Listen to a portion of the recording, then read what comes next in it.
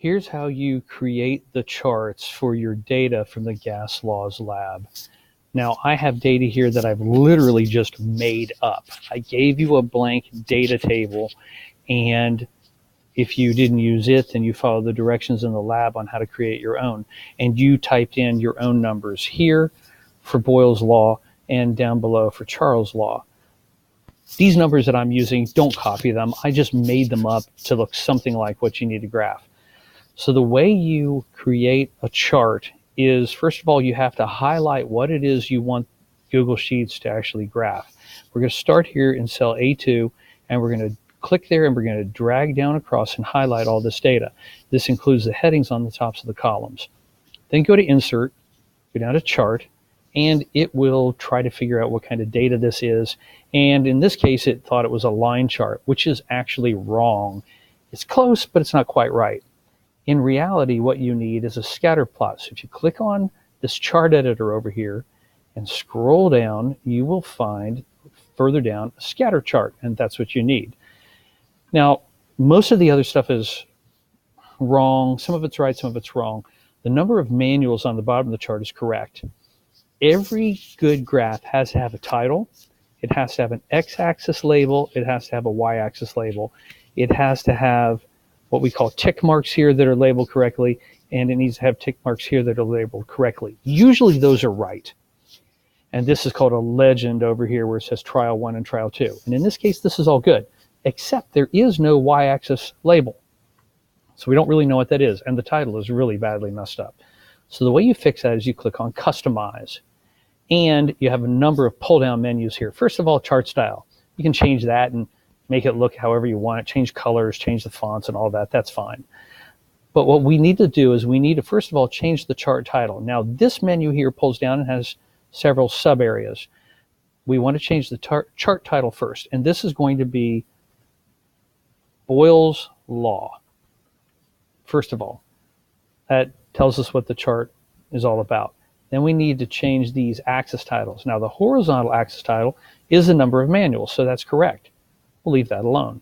The vertical axis title doesn't even exist, and it should say volume in cubic centimeters, which the little up arrow caret is over the 6, and that is correct. So now we have the vertical axis title volume. See, spaced it, put it over there. You can change the font and all that kind of stuff, bold and things like that if you wish. The next menu down is series. And this has a key thing that we need, and it's called a trend line. And a trend line also is known in science as a best fit line. And what Google actually does is it goes through and it calculates all these points like you had to do back in algebra.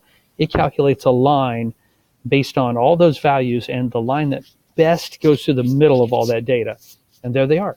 In red and blue, you have your best fit trend lines. And it is linear. So we will leave it like that. Now, there are other options in these charts that you can go to and change if you wish, but this pretty much creates a nice Boyle's Law graph. So now I'm done with that. I click off of the editor, close it out, and my chart's done. And if I grab hold of the corners, what we call the grow boxes, I can shrink it down and move it up next to my data table, and it'll look good. That's how you do Boyle's Law. Now we need to do Charles' Law. And again, I'm going to highlight that data, starting with the temperature.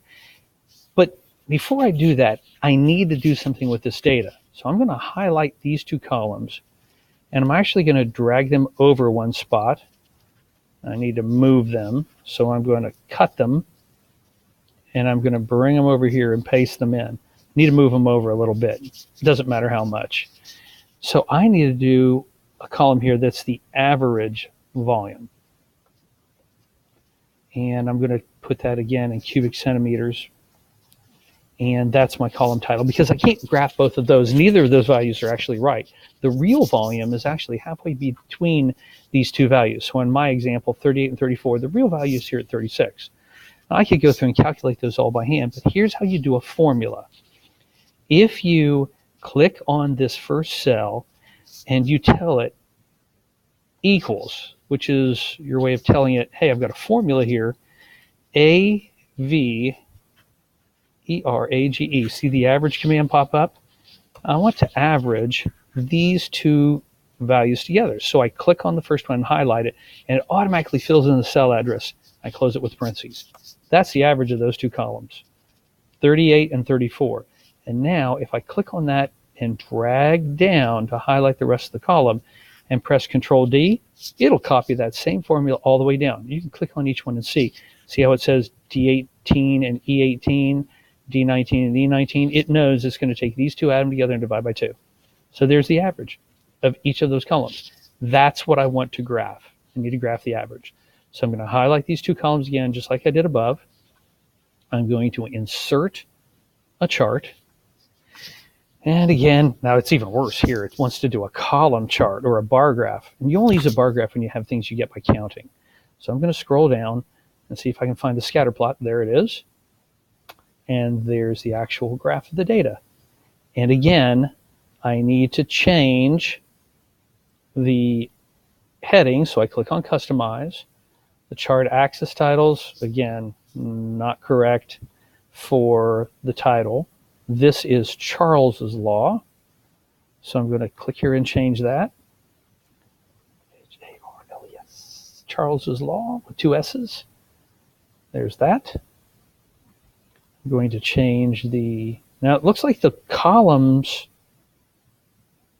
headings went on there. So this is average volume, that's correct, and the temperature in degrees C. So I don't have anything else to do except go down to series and do trend line. And it draws the best fit line for you. That is the trend line. Notice how all the data points are kind of above and below that line, which is what it should be. So now I have a good graph of Charles's law. And again, I'm going to close that editor and shrink it down so it's not so huge and put it over here. And I've got my 2 charts. Down below, I can go ahead and answer the questions. Number 1, whatever the answer is to that here.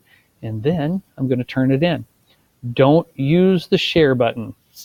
Okay, now mine is shared with 3 other people who teach ICP. Don't use the share button. Wherever this is, if you change the title up here to be something like Gas Laws Lab Finished, you can easily find it when you go to turn it in Google Classroom. All right, if you have any other questions, see me and maybe you'll lead to an update in the video.